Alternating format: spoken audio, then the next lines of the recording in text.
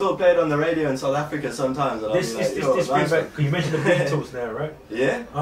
Yeah. Yeah. I was asking about the Beatles now. Yeah. Yeah. How much do you see the Beatles? What's your views about the Beatles anyway? That's the first thing.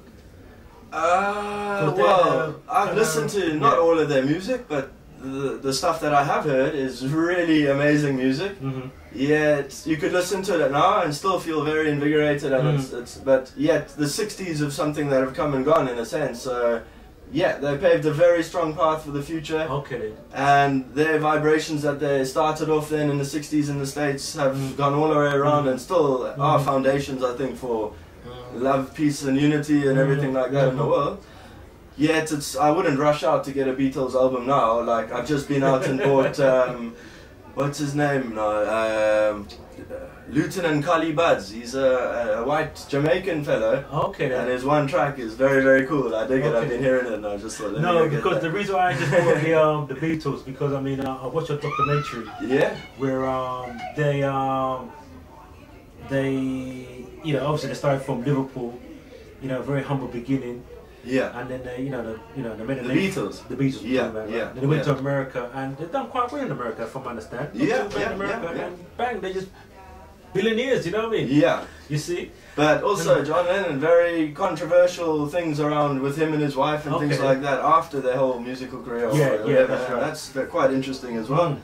Yet, I think, I wouldn't go out and get a Beatles album myself now unless I saw a cheap CD there, and I'd say definitely. Nice. But obviously they went to people like Oasis that group there? Yeah, I'd say Oasis had quite a big hint of Beatles in them. Yeah, so they probably paved the way for some of these groups coming through and things. Okay. With me though, I haven't really ventured too far back. Like, I know jazz is coming from the Mississippi and stuff like that, and that's very, very soulful music. But you know, I don't feel that people would just sort of grow up now and sit in a jazz club and sort of chill and lounge out for fun anymore. Like, the pace of life in general has increased so much that, like, the sort of fabric where people can have fun has got a little bit more beat to it now in a way. So I feel, you know, it's got to be a little bit a stronger message to get through to the youth of today and actually promote any positive messages and things like that. I think gangster rap and things like that, it had its time for a little bit, and those dudes were pretty interesting in a sense, but like that whole culture of drugs, prison and things like that, it's lost its nerve to me. And hip-hop, what's good about it is it doesn't just have vocals, but poetry, like in a sense, alongside some pretty soulful beats, if produced nicely or whatever.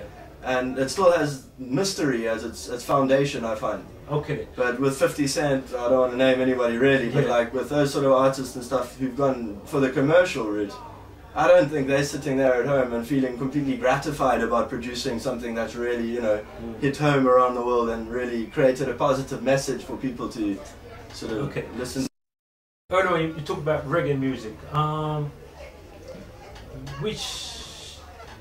do you like about reggae music? Which artists influence you through reggae? Well, obviously Bob Marley. Okay then. And when I grew up in Cape Town, I was studying electricity, and it's funny, I wasn't really planning to that. I was on the beach surfing after school, and you know, my mother was like, "You better study something," and it was like, right, electricity, start on Monday, and I was like, whoa, sitting there, this is how you wire up a hot water boiler, and I was like, yeah, I'd rather be sitting on the beach. So I used to go chill with this dude called Ruben. He was a Rastaman, and he lived, we had Polesmore Prison. South Africa, yeah? Yeah, this is Cape Town. And we had then Polesmore Prison, which is probably one of the worst prisons in the world. And we shared the same fence as Polesmore Prison was our fence. It was an old army military camp which they converted into this tradesman technical college. So there I was, big break would come an hour long, and next to that was an informal settlement, all at the base of this beautiful mountain. And there's all these tin shacks right next to the motorway there, and a whole lot of African people had moved in there. And I used to trot down there, walk down to Ruben's house, and we could get a big newspaper thing of marijuana rolled up there for about, what was it, 8 quid? In those days over there, 80 rand it is. And anyways, we used to sit and sometimes smoke a chalice, but not a nice clean one. It was a wine bottleneck or something like that. And you smoke that stuff and chill. You know, there's Ruben. He's got a tin shack the size of this room, But he's got like a 5-disc CD shuttle and about 5 big boombox speakers in there and things that we just listen to music, and I got a bit of reggae influence from them. But I think I actually soaked up more than music-wise, I soaked up more of their culture in a sense. And also I grew up surfing. I also had a close contact with nature and a more sort of roots relationship to the earth or whatever. Okay. I found those people weren't as phony were more realistic and more attuned to the world we live in.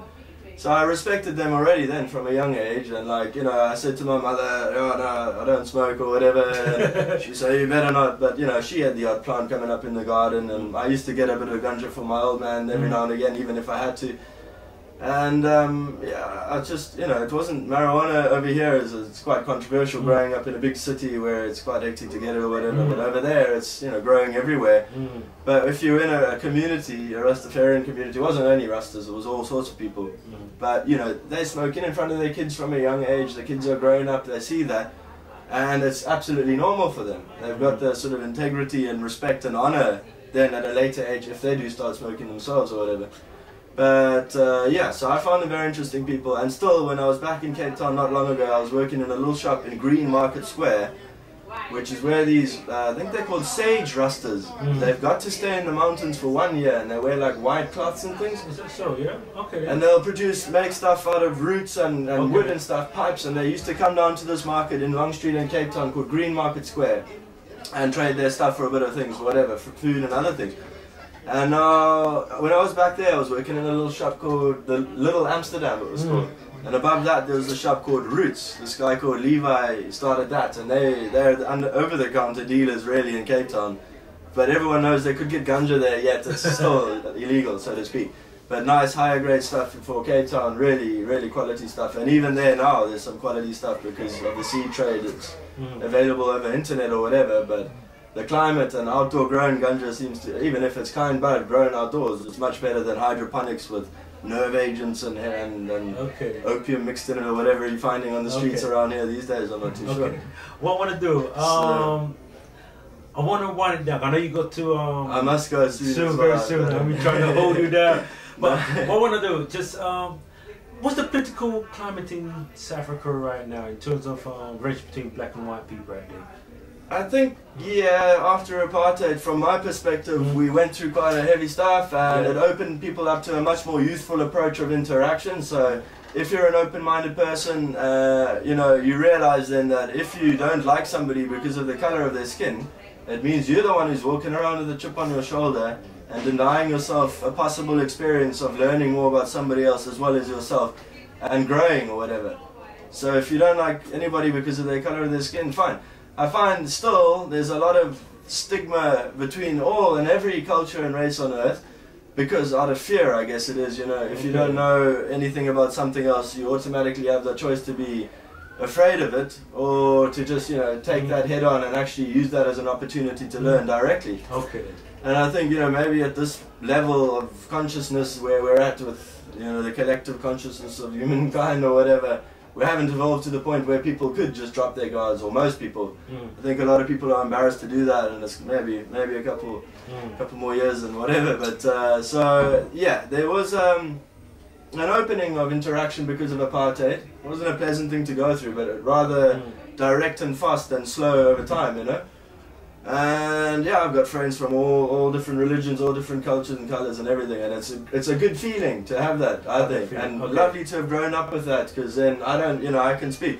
Yet this past week for me now has been a very uplifting week as well, because one of my mates I met around here is a Somalian chap, and he's become a good friend of mine. He's quite a good artist, this dude. Call him Scar, but his name's Mohammed and stuff. And he's been working with me on this house I've been wiring up now in Kent, and I've thought it's a good opportunity for him to do something, uplift his game a little bit and learn a bit about electrics as well if he wanted to, which he is now, and put a little bit of money away so he can maybe, you know, do something with his artwork and actually take it forward, because he is pretty talented.